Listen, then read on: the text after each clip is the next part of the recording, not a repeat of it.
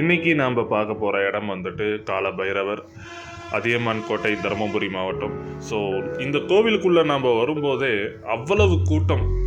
என்ன அப்படி சொல்லி காரணத்தை கேட்கும் பொழுது, தமிழ்நாட்டிலே இதுதான் 2ஆம் இடத்துல இருக்க கால பைரவர் கோவிலாமா. இந்த கோவில் வந்து பார்த்திங்கன்னா 1300 வருட பழமையான கோவில் அப்படின்னு சொல்லி சொல்கிறாங்க. அது மட்டும் இல்லாமல் வள்ளல் அதியமான் நெல்லிக்கனி கொடுத்த இடமும் இதுதான் சொல்கிறாங்க ஔவையாருக்கு.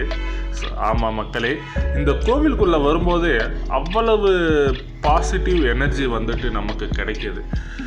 ரொம்ப வந்துட்டு மனது மென்மையாக இருக்குது இந்த கோவிலுக்குள்ளே வரும்போது.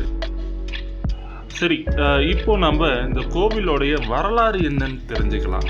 இந்த கோவில் வந்து பார்த்திங்கன்னா வந்துட்டு தருமபுரியின் சிற்றரசர்களின் ஒருவரான அதியமான் அவர்கள் கட்டிய கோவில் அப்படின்னு சொல்லி சொல்கிறாங்க. எதனால் இந்த கோவில் உருவாக்கப்பட்டது அப்படின்னு சொல்லி கேட்கும் பொழுது, அதியமானுக்கு மன நிம்மதி, மன தேடல் நிறையவே இருந்திருக்கு.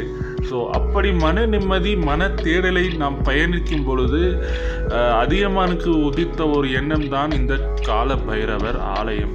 ஸோ அந்த கால பைரவர் ஆலயம் வந்து பார்த்திங்கன்னா ஏற்படுத்தலாம் அப்படின்னு சொல்லிட்டு அவரும் நினைக்கிறாரு. அதற்காக சிற்றரசர்கள் எல்லாத்தையும் கூப்பிட்டு, மந்திரிமார்கள் எல்லாத்தையும் கூப்பிட்டு கோவில் கட்டுவதற்கான பணிகளை செய்யறதுக்கு உத்தரவிடுறாரு.